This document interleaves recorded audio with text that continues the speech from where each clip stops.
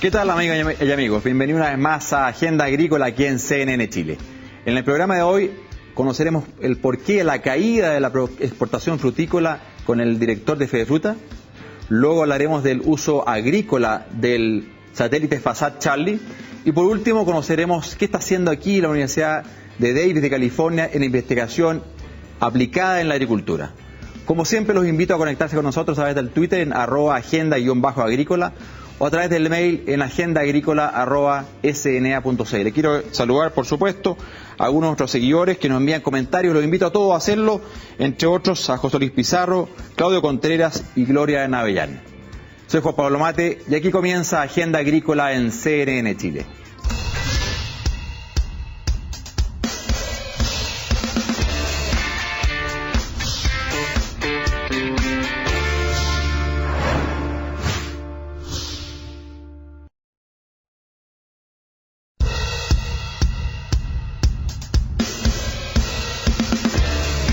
Muy bien, amigos, tal como anunciamos este primer bloque, vamos a hablar de la fruticultura, de la exportación de la fruticultura, que hemos tenido por ahí noticias de unas caídas importantes en los volúmenes, y para eso que mejor hemos invitado a Juan Carolus Brown, director de Fedefruta. Juan Carolus, encantado de tenerte aquí hoy día con nosotros. Muchas gracias, Juan Pablo. Segunda vez que vengo a este prestigioso programa, así que puede ser que en algunos momentos sea más alegre, otros como ahora pueden ser un poco menos alegres, pero sin duda estamos dispuestos a cooperar, informar y a opinar. Juan Carolus, la verdad que ustedes como Fedefruta presentaron en los medios un par de semanas atrás un estudio que entiendo hicieron respecto de la caída que claramente se vio esta temporada que ya termina de exportación de fruta y que habla de una caída sostenida, interesante, importante fondo en los volúmenes exportados. ¿Cuál es la razón que hay detrás de ello? Mira, primero que nada hay muchas razones.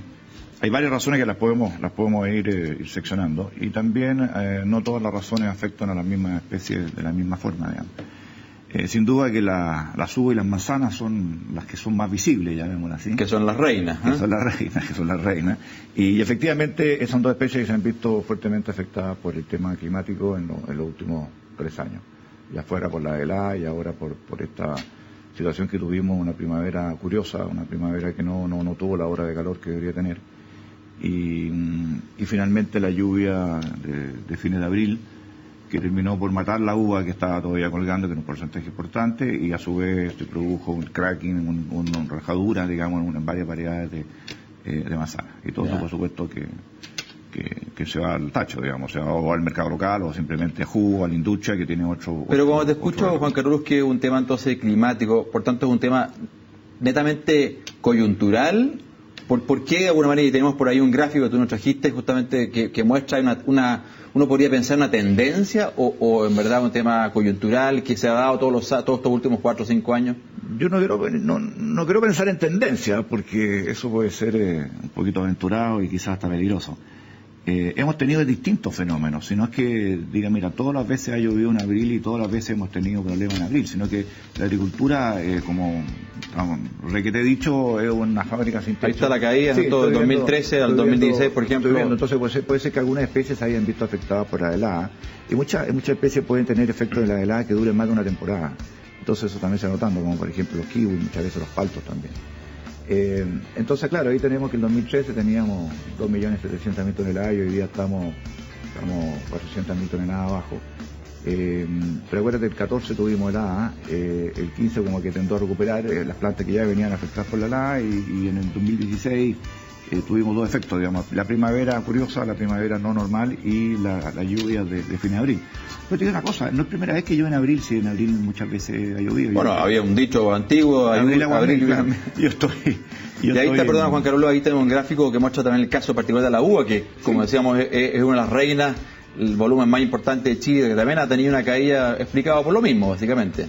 Sí, yo diría que explicábamos lo mismo. O ahí también hay un tema de senescencia de algunos huertos que han ido decayendo. Es que quiero llegar a eso, no sé si está dentro del temario, pero quiero llegar a eso. Digamos, efectivamente hay una bajada en la producción de uva.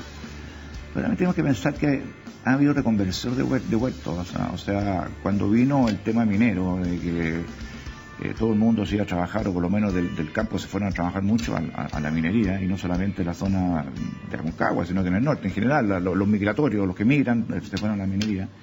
Eso produjo un efecto que hubo varias hectáreas, miles de hectáreas que se reconvirtieron, que salieron de la uva mesa, que es muy intensiva en mano de obra, y se fueron a cultivos, por ejemplo, como la nuez, que prácticamente te concentra el trabajo en un par de meses. Eso también es un efecto que no solamente miremos el clima y no solamente miremos lo que ha pasado en ese tema. Entonces, por eso te digo que yo creo que han habido distintos fenómenos. Si podemos asociar la helada junto con la lluvia en abril, que te decía que muchas veces se ha repetido. Yo tengo campo en los Andes y hemos tenido lluvia en abril muchas veces, que con un buen secado, pum, se acaba. Pero cuando te llueve en 180 milímetros en 4 días, el diluvio, ni el arca no es flota. Entonces, ese es el tema. Quizá la concentración, que yo creo que se da en forma puntual. Yo no creo que esto sea un fenómeno que viene a... Aquí vimos volumen, Juan Carlos, pero detrás de eso, ¿qué hay de superficies, así en grandes números? En la uva de mesa, por ejemplo. Yo creo que la uva de mesa, la superficie de uva de mesa ha disminuido. No me puedo en este momento decirte porcentaje, pero así como subieron los nogales, y esos nogales no se plantaron en los cerros, se plantaron en los planos, y yo creo que eso ha sido pérdida de uva de mesa. Y eso en búsqueda de que son cultivos más mecanizables y que tienen mejor rentabilidad. Hoy día la nuez necesita, no sé, alguien que vaya y mire los árboles nomás, porque todo el resto del proceso es totalmente, la poda es mecanizada, la cosecha es mecanizada. Entonces hubo un cambio ahí hace unos 4 o 5 años, con el boom del cobre, hubo un pequeño cambio que se preveía que el crecimiento del país más el tiraje de la minería iba a disminuir la cantidad de mano de obra, y sobre todo en la quinta región. Las cifras de Cirén, que no las tengo en este momento en la cabeza, pero las cifras de Cirén de hace 2 años fueron bastante categóricas en cuanto a cómo había bajado el cultivo de uva mesa y cómo había subido el cultivo de nogales. Y ahí, Juan Carlos, en el caso vamos a la uva, que es sin duda a fondo la especie más importante.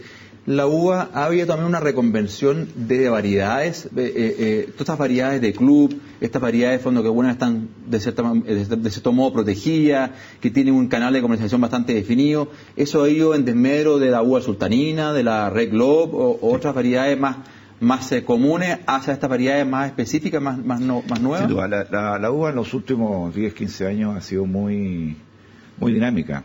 Hemos tenido una generación, hay como 6 o 7 centros en el mundo que están dedicados a programas de mejoramiento genético que desarrollan nuevas variedades de uva. Uno también es Chile, que alguna vez hablamos de eso. Entonces ha habido una reconversión de variedades, ¿ya? Pero yo creo que otra cosa que ha influido tú hablabas de la senescencia, en la senescencia de los huertos es el término, el tipo cambio. Nosotros tuvimos un tipo cambio, un atraso cambiario muy importante en los últimos 4 o 5 años, y eso ha impedido que los agricultores puedan, o los fruticultores puedan renovar sus huertos, incorporar nuevas tecnologías. Aquí también hay una parte tecnológica que es súper importante. El parrón español, que todos lo conocemos, digamos, de techo, eso está cambiando. Hoy día hay estamos con otro sistema de conducción que nos permiten tener los huertos más amistosos. Lo mismo pasa en Carozo y en Pomacia, digamos. Estamos hablando en Palto, estamos hablando de huertos peatonales, digamos, donde la mano de obra puede ser mucho más productiva. Y de esa manera ellos ganan más y también se produce más por hectárea. Entonces hay muchos factores, digamos, que han afectado la baja, pero principalmente yo creo que una carencia de capital de trabajo, carencia de inversión. Y eso es una de las cosas que está haciendo Fedefruta. El nuevo presidente de Fedefruta, Ramón Achurra, está haciendo una gran labor en ese sentido, yendo a Corfo, yendo al Banco del Estado, tratando de resucitar el B11, digamos, que es una garantía que existía Corfo, tratar de hacer ver. Y este estudio, una de las cosas que persigue eso. Una cosa que perseguía no solamente era sensibilizar los bancos por efectos puntuales de este año, sino que sensibilizar el sistema para que entiendan de que aquí necesitamos un apoyo para poder, por supuesto, hacer resucitar o hacer crecer este sector que emplea 450.000 personas. Porque además, Juan Carlos, te quería preguntar, porque está bien, entonces tú decías, fondo, son multifactores que han provocado todas estas caídas en los últimos años. Pero dentro de eso, los principales están los temas climáticos. Hay tecnología, no para eliminar, pero sí para minimizar esos riesgos. Sí, pero claramente valen mucha plata, son inversiones importantes, los techos, tú hablabas, fondo, oye, pongo un ventilador, un helicóptero, pero todas son cuestiones que probablemente muchos agricultores dirán, sí, pero ¿Cómo? ¿Con qué? ¿Dónde consigo ese financiamiento? Bueno, ahí está. ¿Qué alternativas hay y cuánto valen y qué no puede hacer? Mira, alternativa existe. La banca tradicional, no quiero dar nombre, pero la banca tradicional tiene programas agrícolas, pero quizás requieren de mucha garantía, ¿no? o requieren de mucha cobertura, digamos, que tiene que el productor entregarle al banco, y probablemente muchos de ellos no pueden hacerlo. Por eso es que hay otros programas. El Banco del Estado tuvo un programa que yo creo que fue mal promocionado nomás. Y Corfo también tiene esta garantía, y hay que mejorar esos instrumentos, resucitarlo un poco, renovarlo a lo que el año 2016, no cuando se fueron probablemente diseñados, ¿te fijas? Y que cumplan esa función, y que los bancos comerciales quieran tener esas garantías Corfo, que por lo que yo sabía son demasiado engorrosas de repente de gestionar, de cobrar, etcétera, etcétera. Entonces hay poco incentivo por parte de los bancos para tomarlo. Entonces, esa es una de las cosas que está haciendo Fedefruta en ese sentido de financiamiento.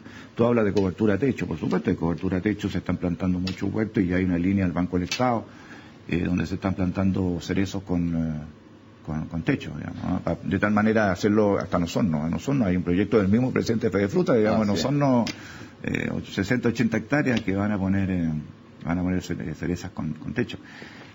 Después también hay que aumentar la productividad, no solamente hay que protegerse el clima, pero en la uva también tú tienes sistema de cobertura. Después está la genética, porque la genética es súper importante. Hoy día estamos hoy día ya no se está hablando de la transgenia, se está hablando de la edición genética, de simplemente tener el genoma, que está prácticamente toda la variedad importante, la especie importante de fruta, incluso el ser humano, digamos, tenemos el mapa genómico ya desarrollado. Empezar a apretar botones y estamos dentro de la misma especie, dentro de nada, o sea, no hay ninguna transgenia. Que sean resistentes a hongo, que sean resistentes a muchas de las cosas. Pero todo eso es inversión. Yo sé que el gobierno, el Estado de Chile hace un esfuerzo importante, digamos, financiando consorcios que están en la biotecnología, biofrutales, digamos, que Fedefruta es socio. Y después está el consorcio de la uva, que está bajo el amparo de ASOEX y de otras instituciones. O sea, eso es lo que necesitamos. Ahora, eso es largo plazo. En el corto plazo, bueno, quizás hay que aguantarse un poquito, digamos, pero eso es lo que necesitamos. Y en términos de gran volumen, Juan Carlos, hablan ustedes de esta caída del 13-14%, pero ¿qué pasa con esos nuevos frutales, algo tú ya has nombrado, los nogales, los arándanos, los mismos cerezos? ¿No ha logrado compensar entonces, fondo, la caída que ha tenido la uva de mesa, la manzana, carozo, kiwi? ¿Cómo van los equilibrios, fondo? A ver, el promedio ponderado de hectáreas plantadas, digamos, con los cultivos tradicionales, como definíamos antes, la reina, los reyes, digamos, por ejemplo, la manzana, es muy grande con respecto a las plantaciones nuevas de cereza o de arándano o de nogales, ¿ya? O de palto. Ahora, ojo, a que los paltos, acuérdate que hay un mercado interno súper importante, y cerca del 50-60% de la palta se queda en Chile. Entonces, de repente, si tú estás exportando el 80% de la palta, de repente bajaste porque el mercado interno que te compre la palta al pie del árbol, digamos, eso también ha influido bastante. Pero yo creo que la ponderación de los nuevos en valor son muy altos. Si tú ves gráficos, digamos, yo tengo gráficos de cómo ha ido aumentando el cerezo, el arándano con respecto al valor de exportaciones, ha sido importante. Pero no son grandes hectáreas, no se puede llegar a competir con las 50.000 hectáreas de uva o las 40 y tantas manzanas. Y en términos de mercado, Juan Carlos, ¿qué pasó esta temporada que termina? Cuando hubo llegadas de diferentes calidades o condiciones. Sí, ahí nuevamente estamos con las especies, porque depende de cuándo saliste, cuáles son las condiciones climáticas que te tocó hasta el momento de la cosecha, digamos. Obviamente los que salieron más tarde fueron los que se vieron más perjudicados, básicamente la uva.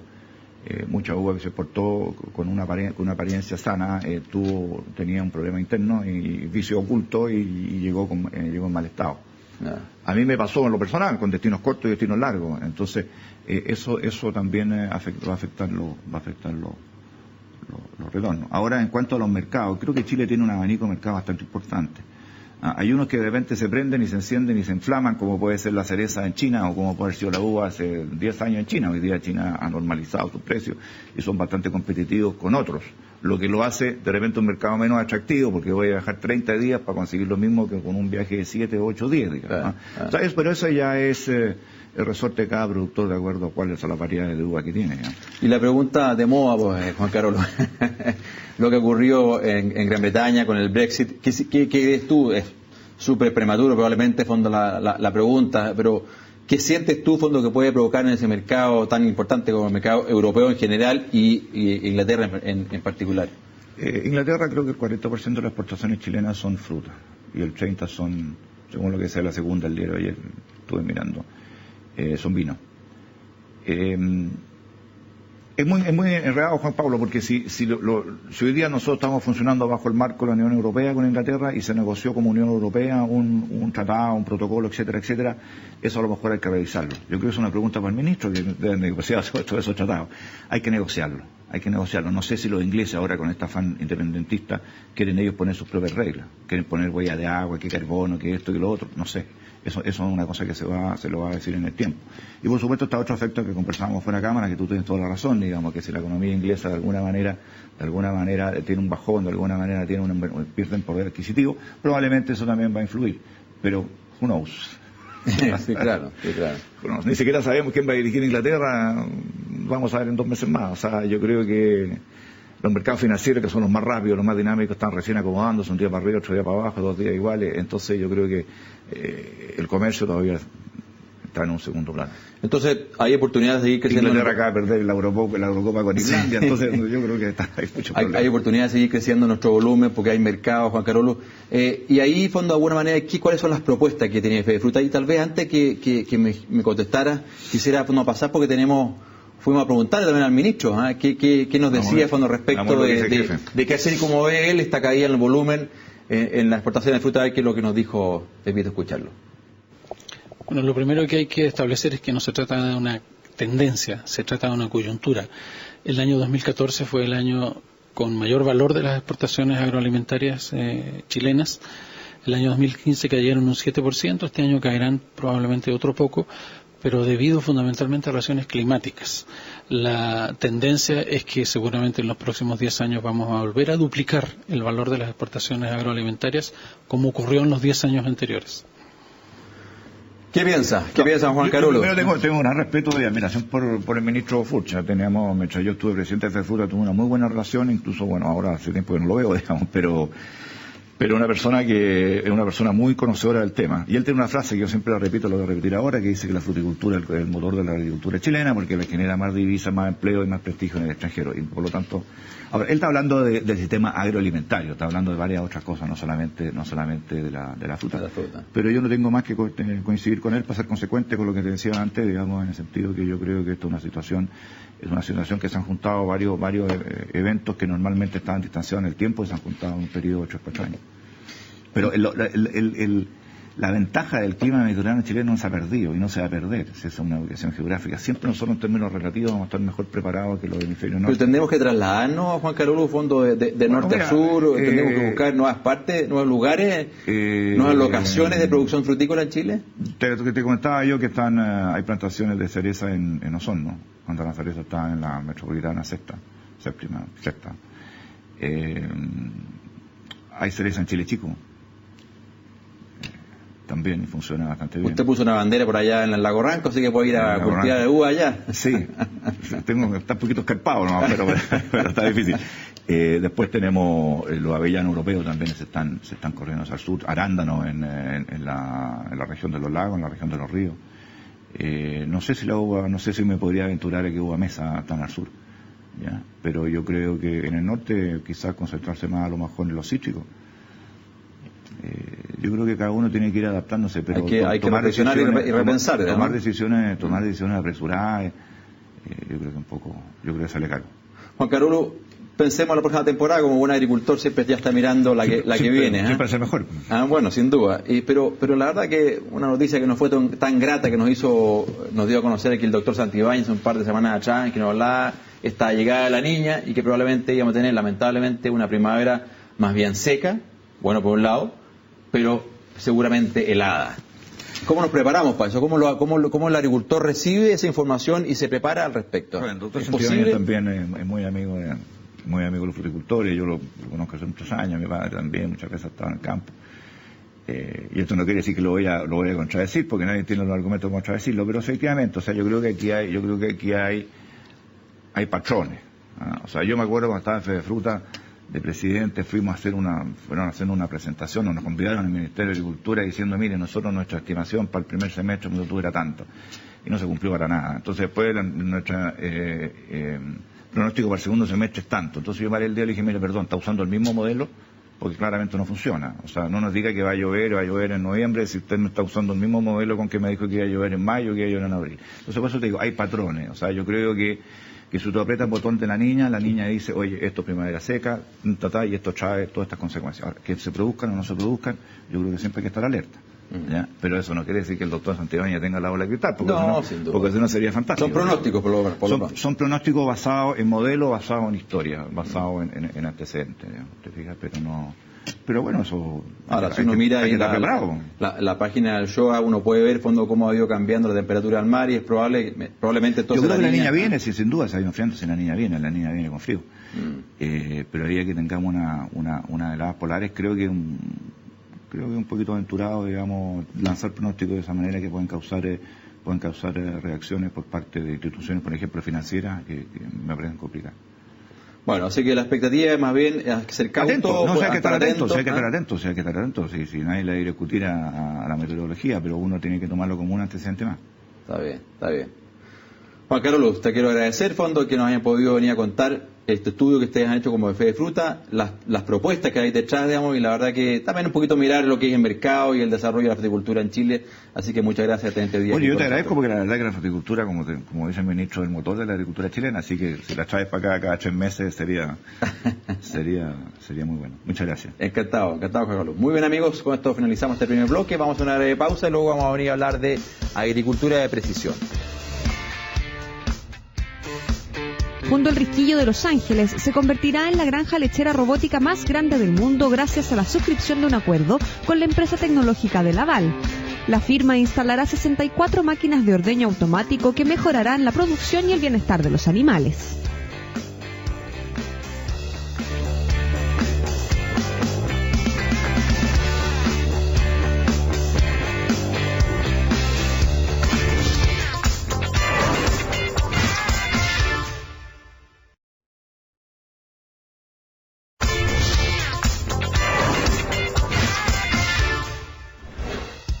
Muy bien, amigos, tal como anunciamos, vamos a hablar de agricultura de precisión y la verdad que vamos a hablar de una asociación súper interesante entre la Fuerza Aérea de Chile y la Facultad de Agronomía de la Universidad de Chile, que han llevado un trabajo muy interesante justamente en beneficio de los agricultores que queremos explicar. Para eso hemos invitado al comandante del Grupo de Operaciones Especiales de la Fuerza Aérea, don Cristiano Estuardo. Encantado, Cristian. Hola, ¿cómo estás? Mucho gusto. Y a don Cristian Matá, que es director del Laboratorio para el Análisis de la Biosfera de la Universidad de Chile. Encantado de tenerte, Cristian, aquí también con nosotros. No, muchas gracias por la invitación. Comandante, cuéntenos este satélite FASAT Chile que fue lanzado hace ya como 6-7 años atrás, ¿no? Sí, el satélite FASAT Charlie es un satélite que fue lanzado el 16 de diciembre del 2011. Es un satélite de observación de la Tierra que fue concebido bajo ese concepto. La idea era generar una capacidad nacional autónoma de poder observar la Tierra y de poder generar una serie de información útil para la toma de decisión, tanto desde el punto de vista de las políticas públicas como desde el punto de vista de los usos más productivos, como el caso particular de la agricultura. Desde el 16 de diciembre del 2011, como te comentaba, hemos estado en el espacio, operando sin ningún inconveniente y ya con un catálogo de más de 150.000 imágenes que están disponibles de todo el mundo, de todo el planeta, que nos han permitido desarrollar muchas actividades, como te señalaba, desde el punto de vista de las políticas públicas, pero también de los casos productivos. ¿Y tiene sentido, y perdóneme la pregunta, comandante, pero tiene sentido tener un satélite propio? Porque de alguna manera están dando vuelta por la... Es una muy buena pregunta esa. La capacidad espacial de un Estado tiene una componente de autonomía que es muy relevante. El hecho de contar con un elemento propio en el espacio no es tan solo el producto que le entrega, en este caso particular del satélite FASAT Charlie son imágenes, sino que hay toda una serie de conocimientos asociados al poder estar presente en el espacio y que le otorga al Estado de Chile una posición relativa en el ámbito internacional distinta. No son pocos los países, son muy pocos los países que tienen esta capacidad, son 52 países en el mundo, que se pueden sentar en una mesa de conversación y decir: soy un país, soy un Estado que estoy presente en el espacio y estoy en este tipo de discusiones. Perfecto. A nivel de las Naciones Unidas, a nivel de los ámbitos de colaboración, para la gestión de desastres, por ejemplo. Es una posición que el Estado adquiere. Y ese conocimiento de estar presente en el espacio se deriva hacia muchos otros sectores. Hay un sector industrial, para la generación, por ejemplo, de conocimiento tecnológico, para el caso agrícola, para el caso de producción y, sin duda alguna, para la mejora de las políticas públicas, las tomas de decisiones de las autoridades que, de otra forma, al ser una capacidad autónoma, sin restricciones de carácter comercial, como son las que uno puede acceder con otro tipo de satélite, le permiten sin duda alguna flexibilidad mucho mayor al Estado para tomar su decisión. ¿Y esto forma entonces una suerte como de grupo unido de todos estos países que tienen estos satélites y comparten cierta información? ¿También es posible hacer una...? Hay distintas figuras, cada país es soberano en el empleo de sus capacidades espaciales, pero sin duda alguna que el espacio, al igual que la Antártica, tiene una visión de colaboración internacional muy, muy importante. Y por lo tanto, prácticamente todos los países que son propietarios de capacidades autónomas colaboran entre sí porque se visualiza el espacio como una herramienta muy relevante para poder mejorar no solamente el país, sino que el mundo. Perfecto. Cristian, y la Universidad de Chile, a través del laboratorio que tú diriges, rápidamente tomó esta oportunidad, a fondo, de este satélite que va dando vueltas. Bueno, aquí hay una herramienta que podemos utilizar. ¿Cómo ha sido la experiencia y cuánto la han utilizado a la fecha? ¿Qué significado para ustedes? Bueno, inicialmente nosotros comenzamos el año 2012 con una colaboración con el Grupo de Operaciones Espaciales y con el Servicio Aerofotogramétrico, con el fin de saber la calidad de esa imagen. Antes de hacer cualquier aplicación agrícola, medioambiental, gestión de recursos hídricos u otra, es necesario saber si la energía que mide el sensor, por ejemplo, la foto esta que uno ve, es realmente verdad, por decirlo de alguna manera bastante simple. Entonces uno va a tomar fotos in situ, en realidad no fui solamente yo, sino que fueron varios de los colaboradores con los cuales trabajamos, por nombrar algunos, Andrés Santamaría, Héctor Durán, Río Olivera y Dagger Borbarano, ahora último, con los cuales hemos realizado no solamente medidas in situ para ver la calidad, que es extraordinaria del sensor, sino también desarrollando sitios experimentales en Chile para posteriormente comparar lo que dicen estas imágenes con las medidas in situ en el campo de los propietarios, que está ocurriendo, por ejemplo, con el vigor de la vegetación, el agua que está utilizando para regar los cultivos, entre otras. Y en esto llevamos básicamente 3 años trabajando intensivamente en diferentes sectores, con apoyo inclusive de proyectos internacionales, en el caso del proyecto Imagine, un proyecto de la Unión Europea, que vino a Chile a trabajar en fase, con la imagen en fase, se dio cuenta del potencial que había, y también otros proyectos, ANR con Francia, en el caso del proyecto Mixmo, para también saber la desagregación que hay en términos de cuánta agua realmente necesita un cultivo. O sea, ustedes ya han pasado esa fase, de fondo, de alguna manera, de comprobar que efectivamente la imagen que tomaba el satélite iban al campo y efectivamente en aquel lugar donde se mostraba tal vez una menor, no sé, fertilidad, efectivamente a nivel de campo eso era verificable. Claro, eso fue un trabajo que se hizo el 2013, que está publicado científicamente, y también hicimos otra aplicación en sectores semiáridos, en el caso de la cuarta región. Nosotros vimos el vigor de la vegetación, índice de área foliar, otros índices para saber cuán verde está o no está verde, o si es suelo desnudo o no, o tiene algún tipo de carencia, ya sea de fertilizante o no, en fin. Nosotros principalmente en el área de lo que es vigor y uso del agua se ha basado principalmente en nuestro trabajo. Ya no hemos llegado a nivel de fertilización, principalmente porque nuestra línea de investigación de laboratorio es principalmente calibrar y validar sensores remotos, y otro es el balance de agua y energía. Pero ahí, perdón, hicieron, entiendo yo, unas imágenes específicamente en la zona de Chimbarongo, donde sí, incluso fondo me trajiste una fotografía que justamente muestran niveles de vigor, niveles de humedad, que entiendo también fueron a ustedes a verificar en terreno. Claro, efectivamente nosotros en el sector de Chimbarongo, creo que se están viendo algunas imágenes, nosotros ya tenemos básicamente 2-3 años de medida en ese sector. En particular, en la foto que se muestra tenemos 2 años de datos midiendo cada 5 minutos. Mira, qué está sucediendo en ese cultivo, en este caso un cultivo de frambuesa orgánica. Y lo que tú ves, por ejemplo, en esa foto, es que los sectores más azules es suelo desnudo y los sectores más rojos es, digamos, vegetación. En este caso, una composición de colores, digamos, que se hace con las bandas del Fast Charlie, que lo rojo es vegetación, y aquí es el vigor, en que lo rojo es muy verde, por decirlo de alguna manera, y necesita mucha agua.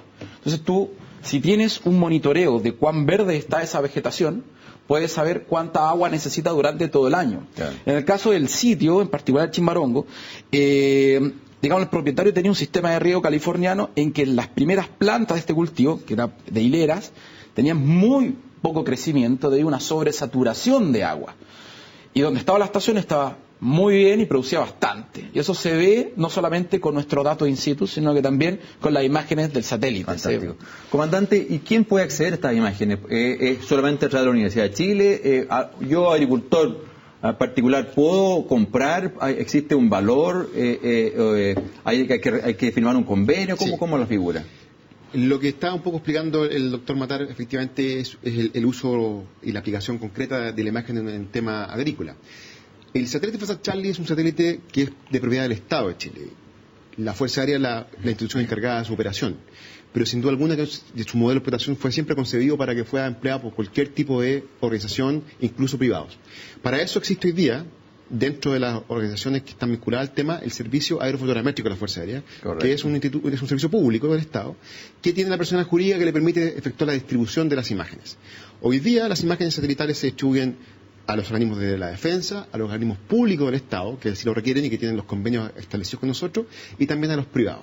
Los privados, sin duda alguna, lo adquieren a través de un valor comercial que es el valor que un poco menor de la industria, porque una imagen que tiene un valor que está justamente con la idea de poder que sea empleada a nivel nacional. Público, pero principalmente en el tema agrícola, la figura para poder generar estos productos no es tan trivial que la imagen llegue directamente al agricultor, sino que, como ustedes podían ver, hay una serie de procesos intermedios que realizan... La interpretación. Claro, que lo realizan particularmente, por ejemplo, las universidades, pero también ciertos organismos públicos que trabajan con ella, el Instituto Forestal de Chile, el Centro de Recursos Naturales, que efectúan ciertos tipos de estudios que están asociados básicamente a cómo el Estado visualiza el desarrollo agrícola, y a través de esos organismos o empresas privadas que están en capas intermedias, los agricultores pueden acceder. Ahora, hay distintas figuras. Desde la generación de cooperativas, por ejemplo, donde los agricultores se reúnen en un espacio de terreno que sea lo suficientemente amplio para que una aplicación sea factible de realizar, y una empresa intermedia o un instituto de investigación o un organismo público que está intermedio que efectúa los análisis y le entrega reportes, por ejemplo, quincenales. Esa es una motivación más para que los agricultores se junten y se reúnan a trabajar en conjunto.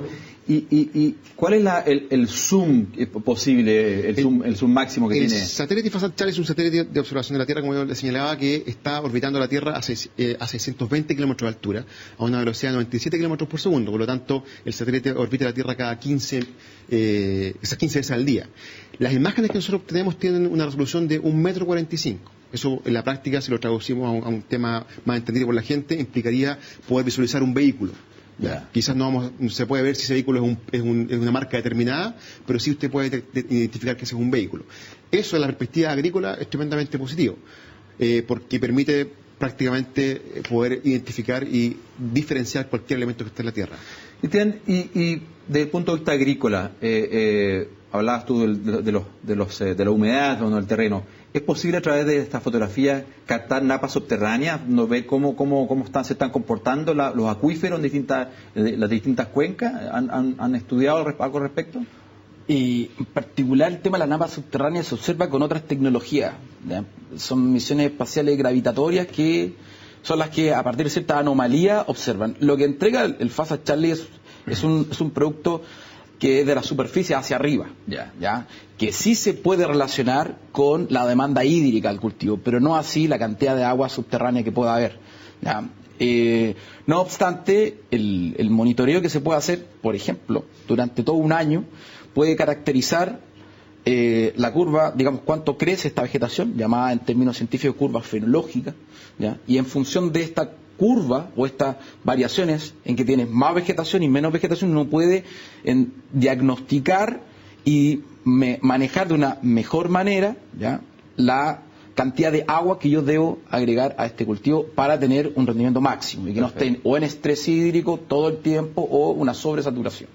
Yo cuando mencionaba este bloque hablaba de agricultura de precisión, Cristian. ¿Cómo entonces quisiera ir al agricultor con nombre y apellido? Ese agricultor que de alguna manera hay una imagen que dice fondo una determinada fertilidad o exceso o falta de humedad en un terreno o de fertilidad, y el agricultor está en el momento que tiene que aplicar un fertilizante en ese cultivo de maíz o ese frutal o lo que fuera.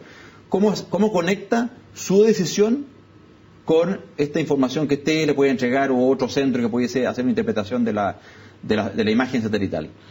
Lo que pasa es que el tema de fertilización es un tema que en particular no necesariamente se puede determinar de una manera inmediata a partir de estas imágenes, porque necesita... Pero entonces en riego para regar o qué sé yo. Bueno, en riego ya es mucho más simple, porque ya con el solo hecho de determinar, por ejemplo, la pérdida de verdor, tú puedes saber que tu cultivo en ese instante determinado en que se obtiene esa imagen necesita agua, ¿ya? Y se puede manifestar a través de una simple aplicación, ya sea, por ejemplo, en un iPhone o mediante inclusive vía SMS, necesitas riego. Y en ese instante el agricultor perfectamente puede regar ese sector en particular que tiene una carencia hídrica. ¿Cómo se conecta entonces el agricultor con esa decisión, con ese análisis que eventualmente la Universidad de Chile ha hecho de decir, mira, necesita riego? Voy a prender el equipo para regar. ¿Cómo conectamos esos dos aspectos? Bueno, ahí hay un desafío no menor, que es pasar de datos a información y de información a una transferencia de esta información.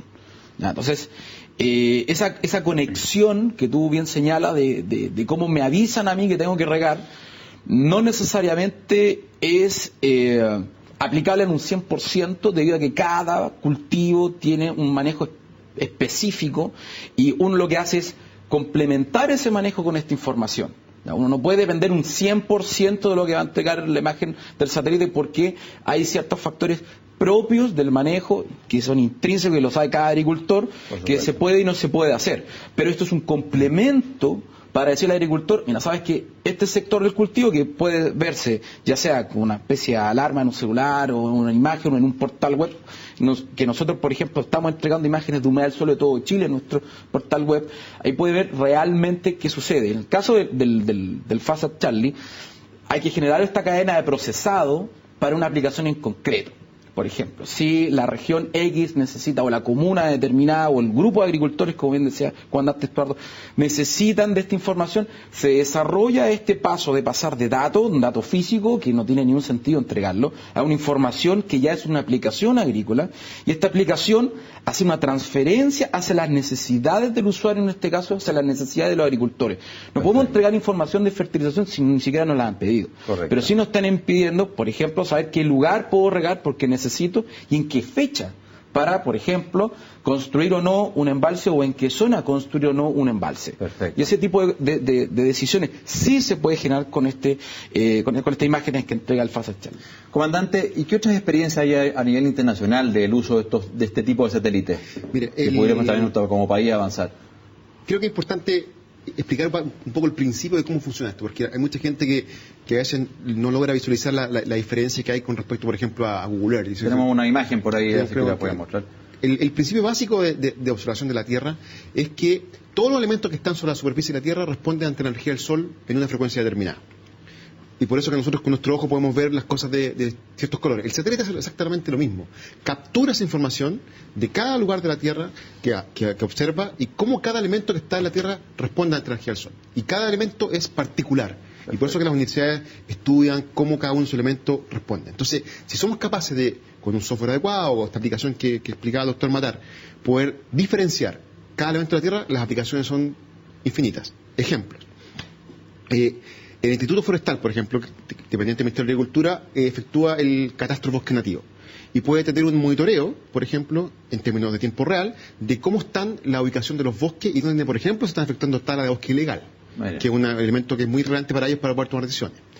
Por ejemplo, en la zona de la quinta región, el sector de la Cruz, por ejemplo, hay universidades que están trabajando junto al gobierno en poder desarrollar aplicaciones para hacer detección prematura de plagas en los campos de palto. ¿Por qué? Porque la hoja del palto empieza a cambiar de color. Exactamente, y eso se puede detectar desde el espacio. Y por lo tanto se puede entregar alarma temprana respecto, en un sector importante, de un potencial inicio de una plaga, y eso le permite al agricultor rápidamente tomar medidas de control.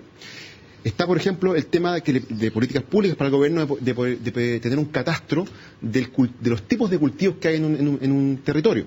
De esa manera, incluso se puede llegar a pronosticar, por ejemplo, el precio que va a tener el producto que usted puede saber más o menos cuánto es la superficie plantada, por ejemplo, de un elemento en particular. Entonces, bajo este principio de que todo se puede observar y caracterizar, las aplicaciones, nosotros hablamos de que aquí son dependientes de la imaginación de las personas. O sea, todo se puede realizar. Internacionalmente, por ejemplo, en los casos que nosotros hemos visto mucho y que nos piden información, están vinculados a cómo se utilizan los recursos hídricos en lugares donde hay mucha escasez, particularmente desiertos. Ahí están viendo, por ejemplo, una imagen de agricultura donde ustedes se dan cuenta que cada uno de estos círculos de regadío son empleados utilizando el máximo del terreno disponible de tal manera de poder optimizar el empleo de recursos el uso del recurso. Complementando un poco lo que decía el doctor Matar respecto al tema hídrico. El hecho de tener un satélite propio permite estar permanentemente monitoreando el territorio. Y eso implica que, por ejemplo, los recursos hídricos de unos embalses se pueden ir monitoreando y ver cómo van variando, y de esa manera poder hacer mucho más eficiente el empleo del agua. ¿Cuál es la vida útil de un satélite como este y qué pasa con este FASAT? Los satélites de observación de la Tierra normalmente tienen una vida útil del orden de los 5 años. Nosotros estamos ya... En la vida teórica, FASAT Charlie está cumpliendo en diciembre de este año. ¿Y qué significa eso, comandante? Que en la práctica, a partir de diciembre del 2016, el satélite inicia un proceso donde la probabilidad de falla va a incrementarse y por lo tanto lo responsable desde el punto de vista de ingeniería de operación, es decir, que podría a partir de ese momento haber un término de su vida útil. Perfecto. Por lo tanto, ya estamos trabajando nosotros desde hace un tiempo atrás junto al Ministerio de Defensa en el proyecto de su reemplazo. Perfecto. Estimado comandante y doctor Matar, la verdad que les quiero agradecer. Creo que es un elemento que muchas veces efectivamente está como en el espacio, y uno quiere hacer la bajada a fondo al terreno y particularmente al mundo agrícola. Sin duda creo que lo hemos hecho y agradezco el trabajo de la Universidad de Chile, de ustedes en particular, y por supuesto, comandante, el trabajo científico que está detrás de todo este esfuerzo nacional en beneficio de los agricultores y probablemente de muchos otros sectores más del país. Muchas gracias a ustedes por la invitación. Creo que es un tema muy relevante que pueda ser difundido y conocido por toda la gente. Muy bien. Muchas gracias también y ojalá que se desarrollen muchas más aplicaciones a partir del FASAT, sobre todo en la agricultura. Así es, así esperamos. Muy bien, amigos, con esto finalizamos este segundo bloque. Vamos a una breve pausa y luego vamos a hablar del mundo del extensionismo con una experiencia en la Universidad de Davis de California. Con una inversión de 150 millones de pesos, el Servicio Agrícola y Ganadero aumentó en 50% su capacidad en los servicios de cuarentena agrícola. La ampliación permitirá reducir a la mitad el tiempo necesario para introducir nuevo material genético para la fruticultura chilena.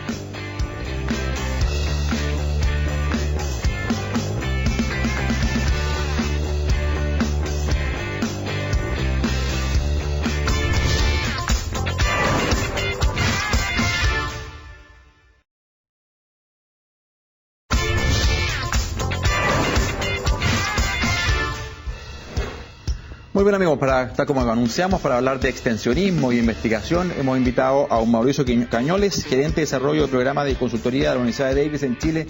Mauricio, encantado de tenerte aquí con nosotros. Gracias.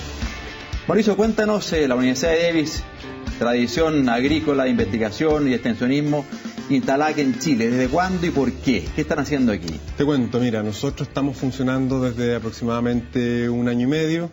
¿Cómo se viene la Universidad de California de Chile? A través de una invitación del gobierno, a través también del programa de atracción de centros de excelencia internacional de la Corfo, como se instaló Fraunhofer, CISAIRO, Wageningen. Bueno, dentro de la última lanchada de entidades internacionales llega UC Davis Chile. Y como te decía antes, desde 1 año y medio atrás que estamos funcionando y trabajando en Chile con líneas de investigación. ¿Y cuál es la orientación y cuál es el potencial que ustedes ven de investigación aquí en Chile, Mauricio? Mira, principalmente hoy día estamos trabajando con los primeros socios comerciales, con los primeros socios privados, las empresas, en el área vitivinícola. Yeah. Estamos principalmente en temas que tienen que ver con la identificación genética, con problemas fitosanitarios y también con la eficiencia y el uso del agua, productividad del agua, en relación a todos los temas de cambio climático. Esa es la parte inicial, el capital semilla, por llamarlo de alguna forma, de la instalación de UC Davis en Chile y la generación de esta nueva institución. Pero a futuro, claramente, nuestro foco está en los temas ambientales, alimenticios y ambientales. Ese es nuestro...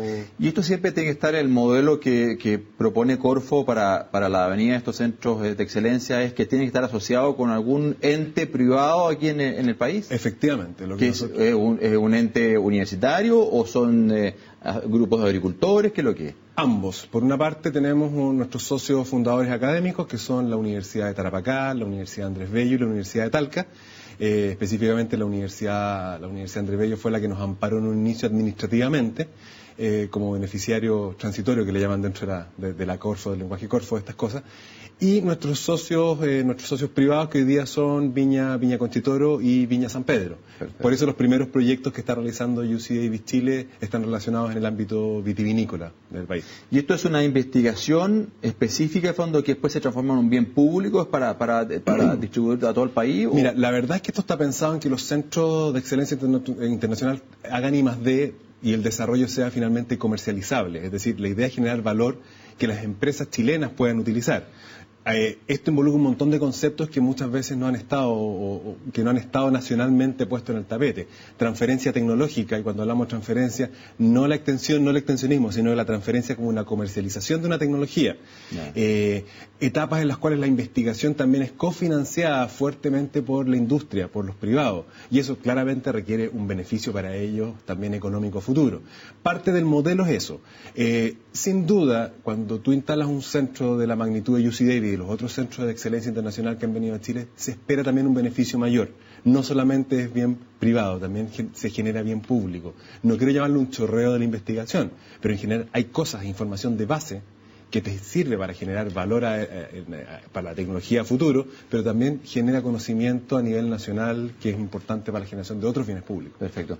Y me contabas que estás hoy día una orientación específica con el mundo de identificación genética de clones de algunas variedades de uva vinífera. Sí. ¿Cuál es el objetivo que está ahí? Mira, básicamente todos los proyectos, y esto no son la excepción, los iniciales, nacen de una necesidad de la industria. Acá no es que tengamos una oferta tecnológica, una oferta de conocimiento y se genere un producto. Acá nosotros partimos trabajando con el mundo vitivinícola, cuáles son sus principales problemas. Y dentro de esos problemas, uno fue, mira, tengo el problema con el clon X, con el clon Y de la misma variedad Cabernet Sauvignon.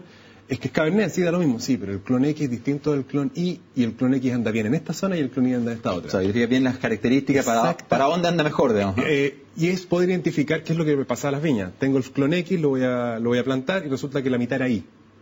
Y estos son problemas de gestión básicos, pero tú no puedes determinarlo.